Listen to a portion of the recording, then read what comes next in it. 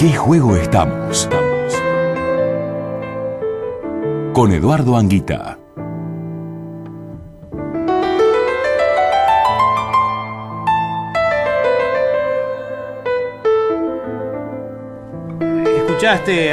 Si escuchaste este programa antes de la tanda, escuchaste que yo les dejaba una pregunta que no es para bajonearte, pero te encontrás en esta situación, se encuentran ustedes como dirigentes ante una situación de volatilidad dentro de la dirigencia obrera, porque ya no es cuestión de hablar de cuántos sectores hay, sino de si realmente se puede recomponer una unidad del movimiento obrero. Esto es lo que muchos se preguntan, ¿no? Los trabajadores pueden volver a tener una central obrera, y dentro de esa central obrera, lo que ustedes decían antes, predicar con el ejemplo, la austeridad, el trasvasamiento, todo esto, estas cosas, ¿cómo las ven en este momento?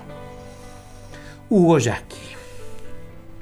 Yo creo que el tema de la unidad de los trabajadores es un tema que en nuestro país siempre estuvo como, de alguna manera, como un anhelo, y siempre fue una cuestión muy disputada, porque si miramos históricamente, casi no hubo una época en que hubiera una sola CGT.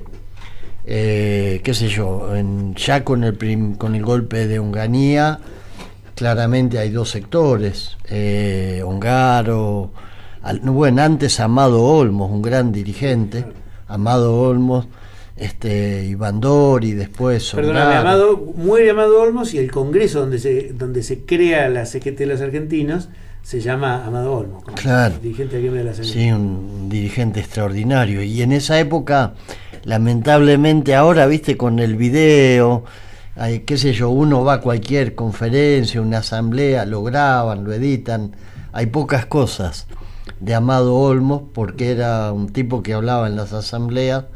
Y bueno, el que lo escuchó lo conoció y no hay mucho que haya quedado.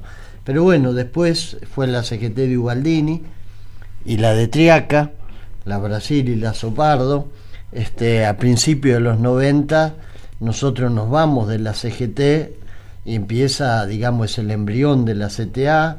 Después el MTA también se abre de la CGT. Creo que siempre hubo por lo menos dos grandes líneas. Una que trató de pactar con los poderes, incluido el poder económico, y otros que trataron de enfrentar, de confrontar, de llevar el mandato de los trabajadores hasta las últimas consecuencias, de resistir, porque hubo mucha época de resistencia. Así que yo pienso que la unidad de los trabajadores se tiene que dar en torno a un proyecto político, y creo que a partir del 2003 rescatamos el movimiento nacional, popular, la esencia del peronismo con el kirchnerismo. Creo que la expresión en el siglo XXI del movimiento nacional peronista de lucha es el kirchnerismo, y creo que en torno de eso se tiene que dar la unidad.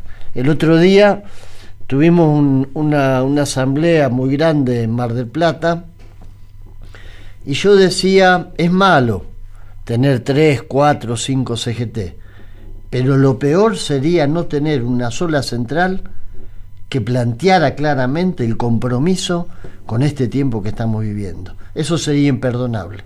Y yo creo que eso es lo importante. Creo que desde ahí, más allá de que podamos estar en vertientes distintos en términos orgánicos, hay que construir una unidad, que es la unidad para profundizar, defender y sostener este proyecto político de transformación que es en Argentina, pero es en América Latina. Carlos Dasky. Yo comparto la mayoría de las cosas de Hugo, pero en realidad creo que, por supuesto que él también debe compartir esto, que los trabajadores no solo que crean o mantienen la división o sectorizan estas posibilidades organizativas, ¿no? Porque tiene mucho que ver con eso, sino que son los propios dirigentes. Siempre han sido las actitudes individuales, de mi punto de vista, de los dirigentes que han creado esta clase de divisiones y de sectores. Y yo pienso que por lo general esto se ha dado por posicionamientos políticos en la mayoría de los casos. Y que esto le hace muy mal a la organización sindical, no solo como estructura, sino que como organización de los trabajadores, ¿no? Como para que avancen. Yo siempre digo que esto tiene mucho que ver con lo que ocurre a veces en una fábrica, ¿no? Donde hay 8 o 10 delegados que representan a los trabajadores y están divididos en 3 o 4 porciones o por agrupaciones o porque ideológicamente no comparten. Y de lo que no se dan cuenta que a ellos lo pusieron para defender a los trabajadores, no para dividirlos por su posicionamiento político. Ellos deben resolver el problema de los trabajadores dentro de la fábrica en primera instancia. Y este es el error, porque esa división es la que posibilita que la patronal después termine haciendo lo que quiere con los beneficios, posibilidades de reivindicación de los trabajadores. Y en el caso político y del movimiento obrero, tanto en lo local como en lo provincial como en lo nacional, pasan cosas similares, porque una de las cosas que existen importantes en los sindicatos y en el movimiento obrero es que el movimiento obrero es un sector de la sociedad muy importante, no por sectorizarlo, digo. Uh-huh. Es una parte de la sociedad muy importante, pero que tiene una gran autonomía de poder. Una gran autonomía porque tiene su cobertura económica, su cobertura organizativa, tiene su camping, su turismo, sus obras sociales, su propio desarrollo. Y esto a veces, vamos a decir la verdad, si yo fuera quien manejara el país, no va a pasar esto, ni lo intento, pero digo, es mi opinión, ¿no? Es decir, algo que lo aprendí del peronismo, digo, lo mejor que te puede pasar en un gobierno es tener un movimiento obrero fuerte, y más con estas posibilidades organizativas que existen en Argentina. Pero te dejo algunos de los temas que me parece que circulan y ustedes los deben escuchar a diario, ¿no? En primer lugar, un 35% de trabajadores urbanos que están sin registro, y que eso en los últimos años prácticamente ese porcentaje no se modificó. Y tampoco queda claro qué cosas se están haciendo desde el conjunto de los ámbitos, ¿no? Uno puede decir, bueno, el Ministerio de Trabajo tiene un presupuesto para tal y tal y tal cosa, pero ¿con eso qué? O la FIP puede perdonar a un tipo que tiene un bolichito, ¿y con eso qué? Digo, ¿qué pasa con ese 35%? Y después, ¿qué pasa con el reconocimiento bueno, concretamente a la CTA, Hugo? ¿Qué pasa con el avance del respeto a determinada dirigencia que todavía no tiene el mismo estatus que tiene por ley otros sectores del movimiento obrero? Les planteo estas dos cosas que no son las únicas. Otras tienen que ver con lo que hablábamos al principio, una mundialización que hace que cada vez haya más tercerización perversa, cada vez más deslocalización donde el empresario busca optimizar la ganancia con salarios bajos, bueno, y toda una cantidad de cosas complejas que si vos a nivel de una nación no te defendés, te pasan por encima las multinacionales. Sí, yo creo que el trabajo no registrado es la brecha más importante de desigualdad que todavía tenemos, incluso entre la clase trabajadora, y creo que en términos sociales es el tema que hay que resolver, porque había gente que hace unos meses hablaba de que estábamos cerca del 50-50. Uno nunca puede hablar de 50-50 si tenés 34%, 35% de trabajadores no registrados. Esto es una realidad grande como una montaña y hay que resolverla. Recién hoy estamos dando, yo creo, pasos consistentes. Si se concreta el acuerdo tripartito, ahora hay un acta que está circulando entre empresarios, nosotros ya la vimos, estamos de acuerdo con una serie de medidas para combatir y reducir el trabajo en negro, que hasta ahora nunca había pasado, porque hasta ahora el Ministerio había inspeccionado, había hecho campaña publicitaria, pero no se había definido una serie de acciones que quizás las podamos estar poniendo en práctica antes de que termine este año. Si hay un acuerdo, los empresarios están ahí medio corcoveando, pero yo creo que se puede salir adelante. Ahí sería muy importante porque, bueno, nosotros tenemos que avanzar con el tema del trabajo no registrado en el sector de las trabajadoras de casas particulares, es un sector enorme. Enorme. En más de 1,5 millones de En el trabajo urbano es enorme, así enorme. como el peón rural en el trabajo rural, ¿no? El otro lo nombraste vos, el peón rural, y el otro sector donde hay muchos trabajadores no registrados es la gastronomía, y sobre todo la gastronomía en los grandes centros turísticos, que hoy son muchos en la Argentina. Entonces hay una serie de medidas que se están discutiendo y yo creo que sería un gran avance. Carlos, quiero aclarar que vos sos diputado nacional, integrás la Comisión de Legislación de Trabajo, integrás la Comisión de Industria, es decir que estos temas son temas que no solamente los vivís como dirigente obrero, sino hoy como parte de una legislatura que ha votado una cantidad de leyes, desde la asignación universal por hijo, una cantidad que van en la dirección de modificar esto, pero lo que decía Hugo me parece indiscutible, grande como una montaña. Sí, seguro.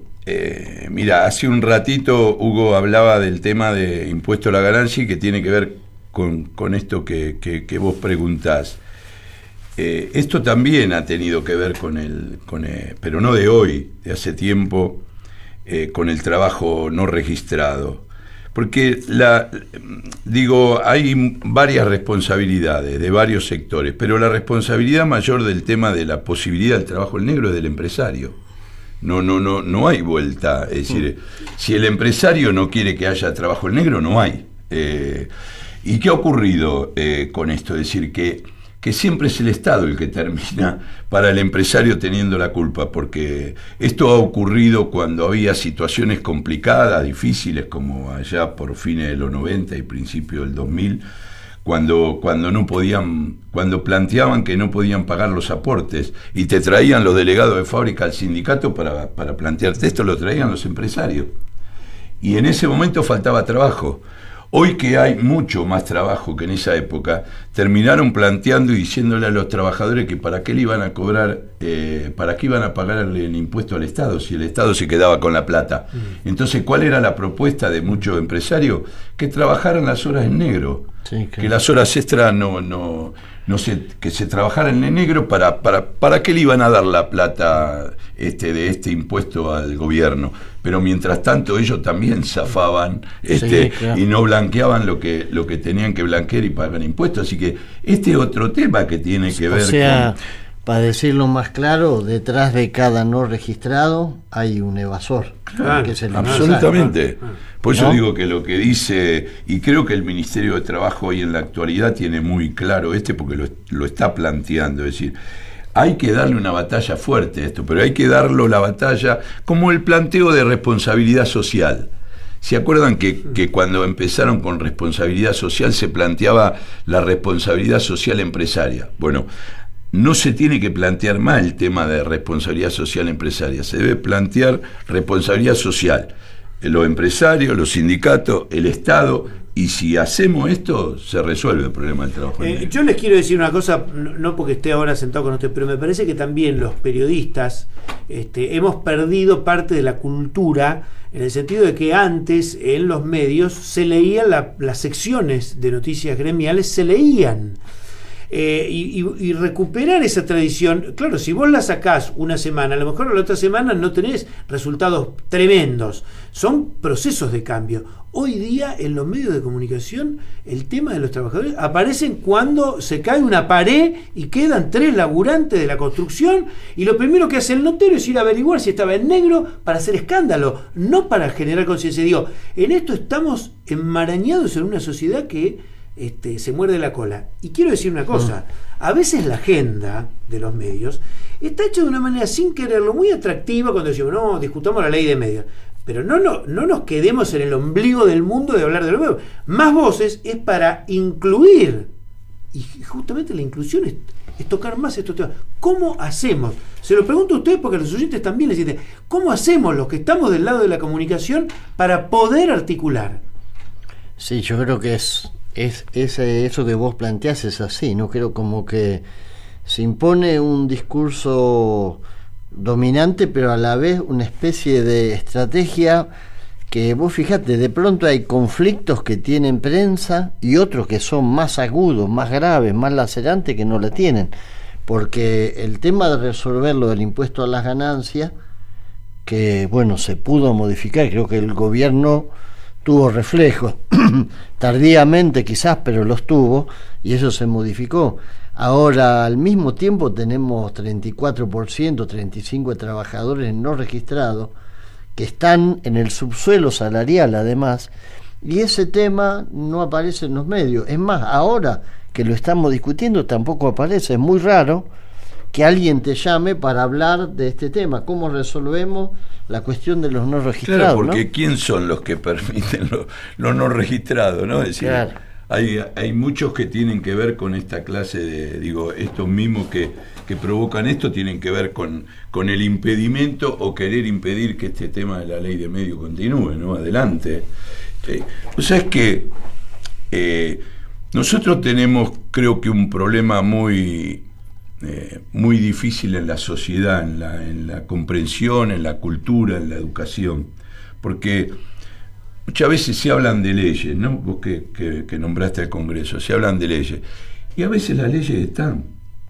El problema es que nosotros no las cumplimos, y el problema es que hay un sector posiblemente de la sociedad que a veces reclama por muchas leyes, pero no son los que la quieren cumplir, quieren que el otro cumpla las leyes, ¿no? Es decir, basta con ver... Mirá, yo siempre repito algo que veo en La Matanza y que me llena muchas veces de bronca, de cómo los que reclaman por las cosas justas y por el orden y todo lo demás terminan cometiendo actuando peor que los que hacen el reclamo. Te doy un ejemplo, una anécdota de mi barrio, que me reclamaron varios vecinos durante mucho tiempo un semáforo llegando a una escuela, pero mucho tiempo me reclamaban. Yo trabajé mucho con el compañero Sigonia, que también es de La Matanza, sobre el tema de este semáforo, y se colocó ese semáforo.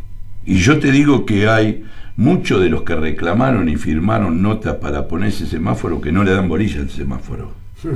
Y es un sector de la sociedad que pide y reclama por justicia, pero bueno, para el otro. Ahora, yo digo, el sector público, el Estado, a veces de la noche a la mañana te saca la asignación universal por hijo. Yo me acuerdo, la gente que tenía que trabajar en todo el aspecto estadístico para poder hacer los censos de quiénes iban a ser los beneficiarios, cómo tenían que hacer las madres para que llevaran las vacunas.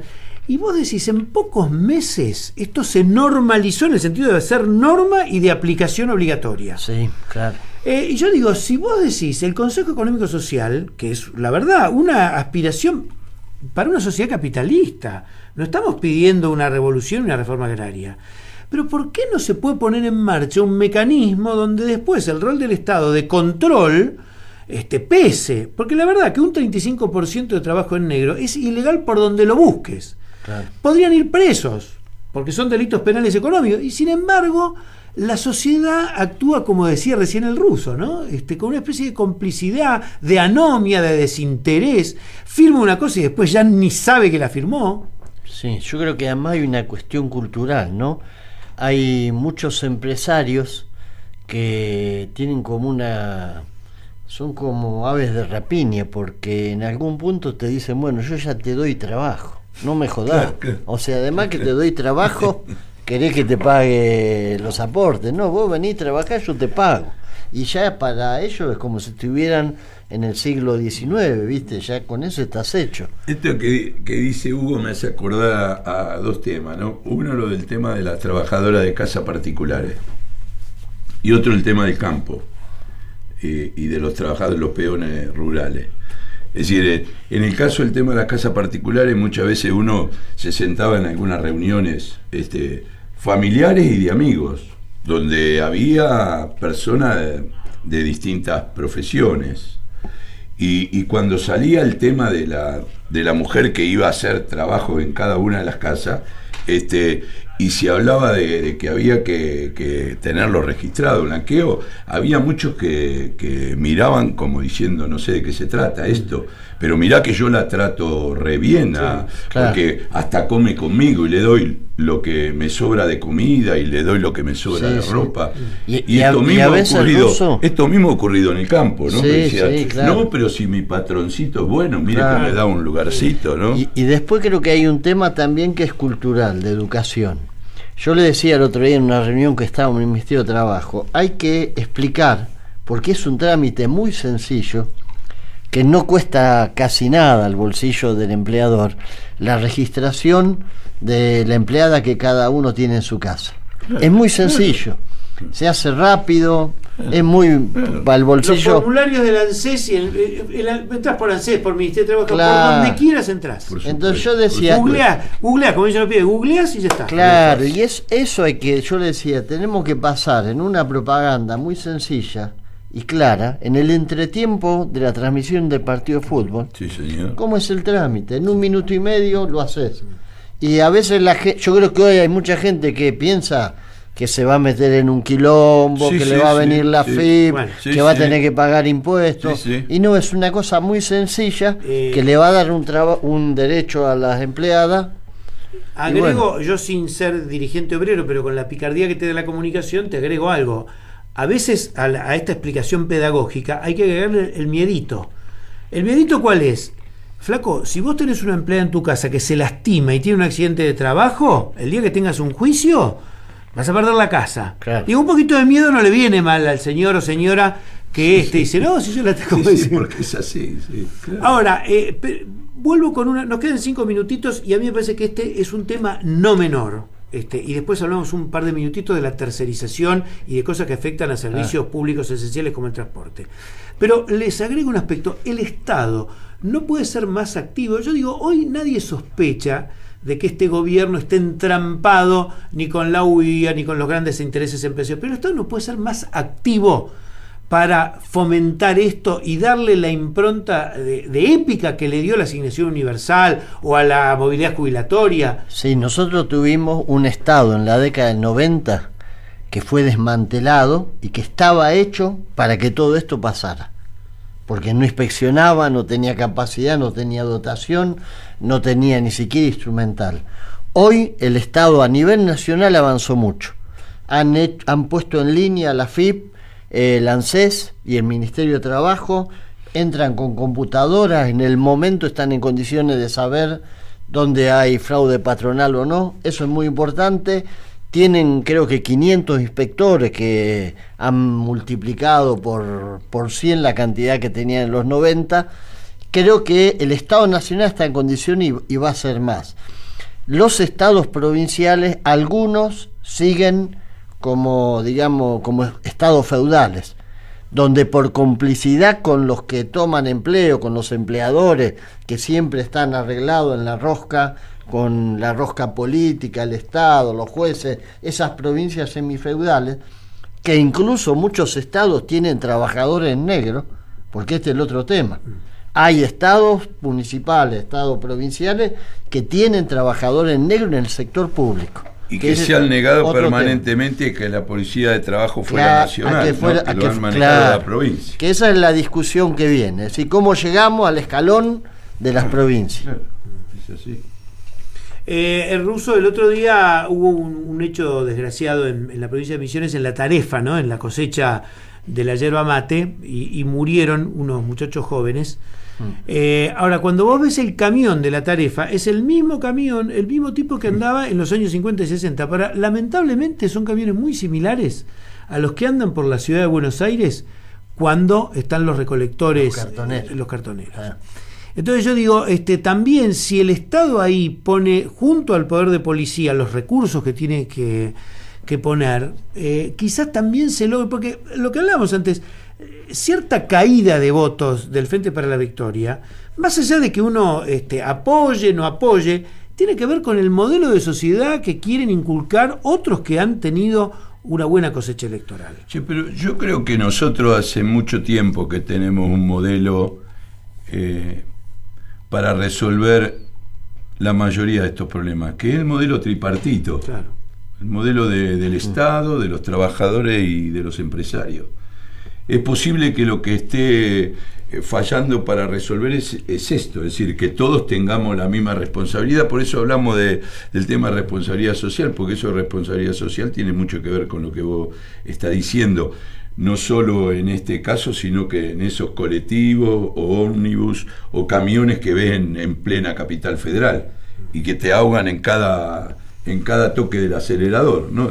Digo, me parece que la solución, en realidad, o parte de la solución tiene que ver con esto, con que nosotros volvamos a esa cultura de entender que la responsabilidad es en una mesa de tres. Sí, claro. Que vos, ¿no? Fíjate, ese consejo tripartito, el consejo social, que lo inauguró Cristina, ¿te acordás cuando, antes de que tuviera, un mes antes de las elecciones, y muchos decían, bueno, hacen esto, la primer convocatoria que fue en Río Gallegos, creo, empresarios, sí, centrales de trabajadores, gobierno, que fue donde se anuncia ahí la resolución del tema del impuesto a las ganancias. Después en la agenda viene trabajo en negro y decían, bueno, cuando pasen las elecciones todo esto desaparece. Seguimos trabajando y yo creo que ahora la obligación es, más allá de lo que digan los empresarios, o más allá incluso de lo que diga algún dirigente sindical que tiene los ojos en la nuca porque no la ve, hay que avanzar con la política para reducir trabajo no registrado. Creo que es la mejor política que hubo. Cuando se dé a conocer la gente va a ver que es importante y creo que van a mejorar mucho las cosas. Hugo, Carlos, se me acabó el tiempo. Otro día hablaremos de la tercerización, de estas empresas que contratan personal. Otro día te contesto lo de la personería gremial de la CTA, que sí, creo que el año que viene es el año. Cuando hacemos una fiesta. Una fiesta tan linda solo, como la de Cetera, Una fiesta tan linda como la de Cetera. Seguro. Les quiero decir una cosa en 30 segundos. Ustedes dos resumen con años de experiencia muchos de los vaivenes que ha tenido la militancia. Vos, Russo, sos la UOM, fuiste la JTP y ustedes se han dedicado a unir, a juntar, y esto es extraordinario porque me parece a mí que en un momento donde hay varias centrales o varias dirigencias, lo que vale es agarrar las cosas, la necesidad del trabajador, estar al frente y encontrar estos mecanismos que, como decía el Russo recién, la Argentina lo tiene desde hace muchísimas décadas y, por supuesto, en esta última década en particular. Carlos Russo Dansky, Hugo Yasky. A ver, ¿cómo te dicen, Hugo? Además de Hugo. ¿A mí? Vos sabés que me mataste. No. Contalo. Pero no, me dicen, antes me decían, no sé por qué, me decían el gato. Mirá vos, el Russo y el gato estuvieron acá. Pero hace mucho, no, ahora ya. Dos dirigentes. Y no te digo la explicación que me la no, porque no hay tiempo. No, tenemos que ir. Si no, Cecilia Muccioli, que dice basta, va a entrar acá y nos va a poner en vereda. Carla, gracias Diego Rodríguez, gracias a ustedes dos, gracias Cecilia, gracias a la radio pública, por supuesto, como siempre, gracias a vos que estás del otro lado escuchando, sintonizando la AM 870. Que termines bien este sábado. Chao.